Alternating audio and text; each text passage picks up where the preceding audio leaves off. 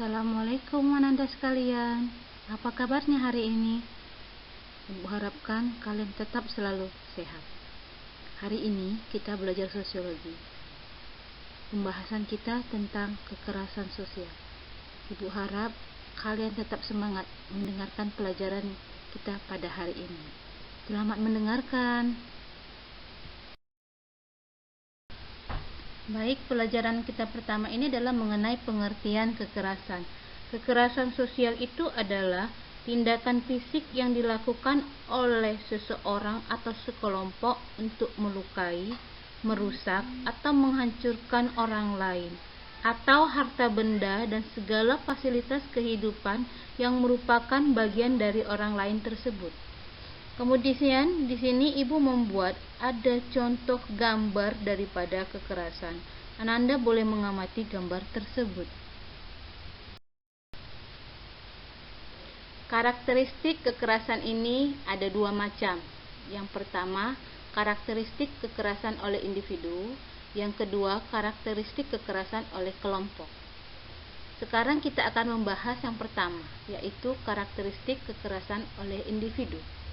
Yang pertama, kekerasan dapat muncul sebagai luapan frustasi yang diakibatkan oleh terhambat atau tercegahnya upaya mencapai tujuan tertentu. Yang kedua, provokasi verbal atau fisik juga dapat memicu individu melakukan kekerasan. Yang ketiga, konsumsi minuman beralkohol sering pula menjadi penyebab tindak kekerasan oleh individu. Yang keempat, tayangan bercorak kekerasan di televisi kerap juga mendorong individu melakukan peniruan kekerasan. Yang kelima, sebagian besar tindak kekerasan dilakukan oleh individu yang pernah mengalami tindak kekerasan atau terbiasa melihat perilaku kekerasan. Yang keenam, kekerasan ada kalanya dilakukan sebagai cara berkomunikasi atau menyampaikan pesan. Yang ketujuh, kekerasan selalu mengakibatkan timbulnya kesengsaraan atau penderitaan secara fisik, seksual, psikologis, dan penelantaran. Yang kedelapan, kekerasan dapat berakibat trauma psikologis yang membekas dan mempengaruhi kepribadian individu. Yang selanjutnya kita akan membahas tentang karakteristik kekerasan oleh kelompok. Yang pertama, pada kelompok sosial teratur, kekerasan sering disebabkan oleh upaya memperjuangkan dan memenangkan kepentingan tertentu. Yang kedua, pada kelompok sosial tidak teratur, misalnya kerumunan, kekerasan dapat muncul secara spontan.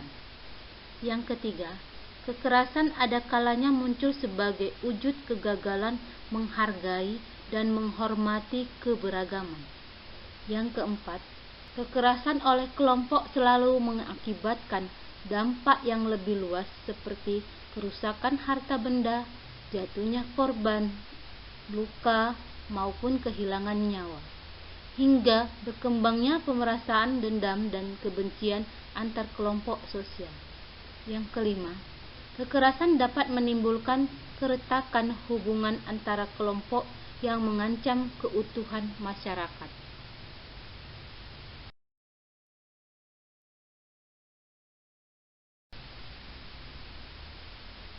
Materi kita berikutnya itu membicarakan tentang teori tentang penyebab kekerasan. Yang pertama, teori agresif frustasi. Yang kedua, teori belajar sosial. Yang ketiga, teori eksistensial. Yang keempat, teori individual. Yang kelima, teori kekerasan kolektif. Yang keenam, teori spiral kekerasan.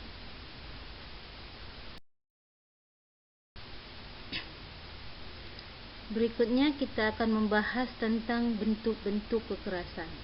Bentuk-bentuk kekerasan ini menurut para ahli, yang pertama, John Galtung. John Galtung membagi kekerasan kepada dua.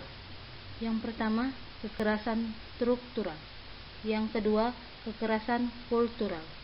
Sedangkan menurut Robert F. Little, kekerasan ini juga dibagi kepada dua. Yang pertama, kekerasan personal. Yang kedua, kekerasan institusional. Kekerasan ini juga banyak terjadi di dalam masyarakat.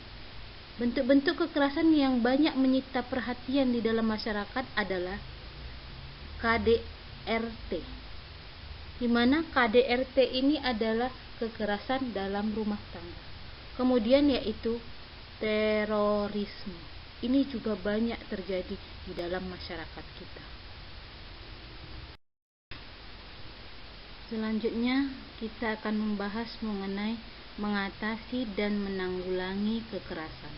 Yang pertama, menerapkan prinsip-prinsip anti kekerasan. Yang kedua, memberikan pendidikan perdamaian kepada generasi muda. Yang ketiga, mengawasi tayangan televisi. Yang keempat, memperkuat pengendalian sosial.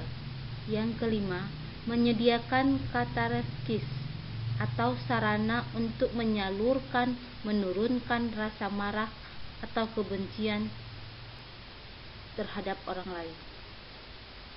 Yang keenam, memastikan terpenuhinya kebutuhan anggota masyarakat. Yang ketujuh, mengembangkan budaya meminta dan memberi maaf. Yang kedelapan, mendampingi korban kekerasan.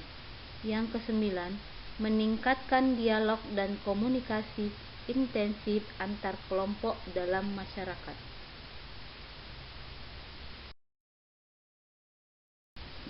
Sampai disinilah materi kita tentang kekerasan. Sampai jumpa minggu depan. Tetap semangat Ananda, agar kamu dapat meraih cita-citamu. Jangan putus asa. Mungkin sampai di sini saja pertemuan kita. Wabillahi taufik wal hidayah. Assalamualaikum warahmatullahi wabarakatuh.